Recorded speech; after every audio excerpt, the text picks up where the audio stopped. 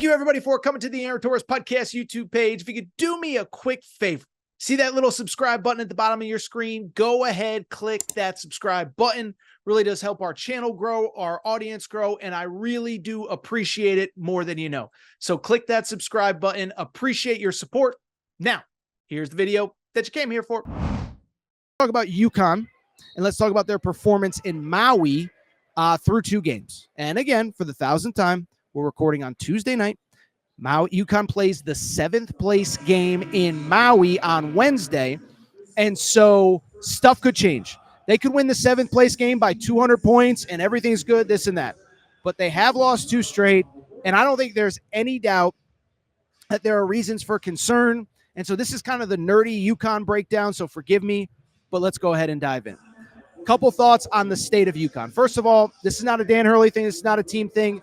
I think he's just still figuring out what he's got. Listen, you can go back to last year.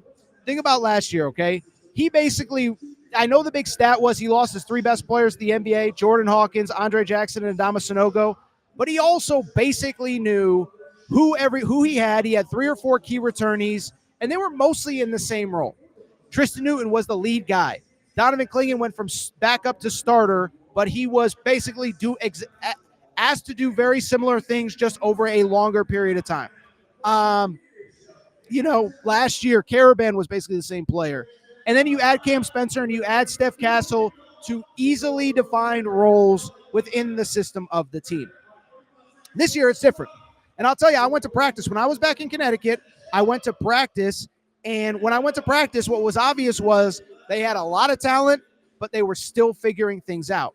And so you look at UConn, they've been playing 8, 9, 10 guys in Maui because of the fact that they're trying to figure things out and the foul trouble.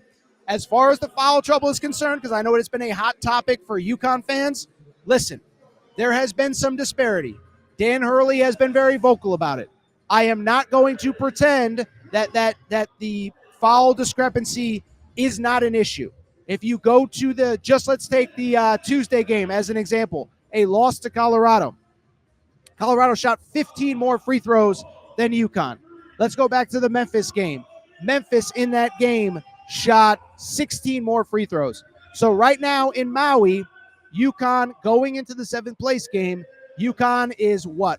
Plus negative 31 in foul shots, and it has hurt them, and it's hurt their continuity, and it has hurt their consistency. So yes, fouls have played a role.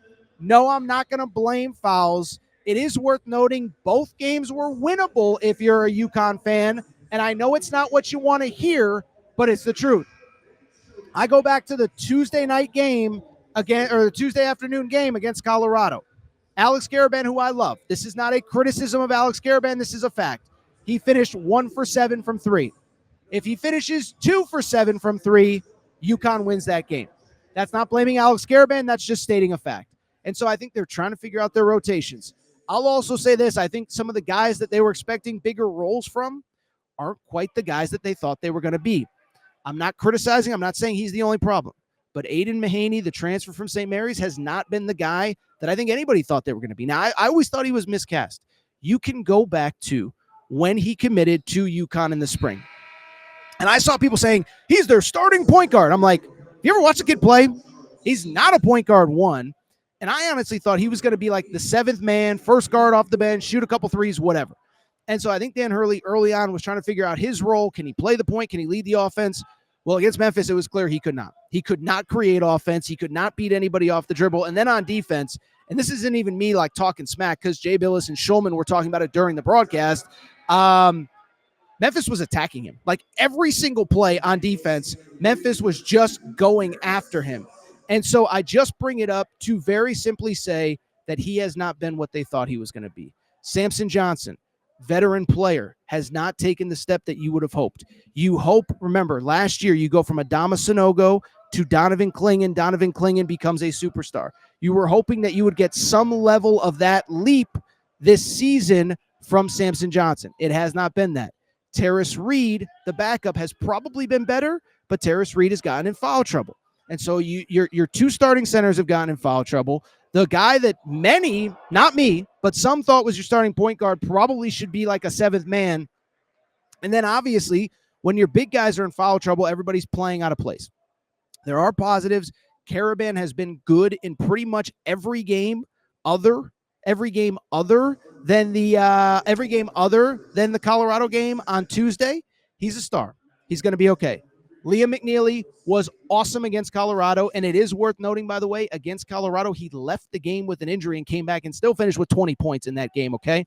So Liam McNeely has been as good as advertised. I think Solo Ball from the guard position has really made a step, and I am so impressed. He is even better than I thought he was going to be.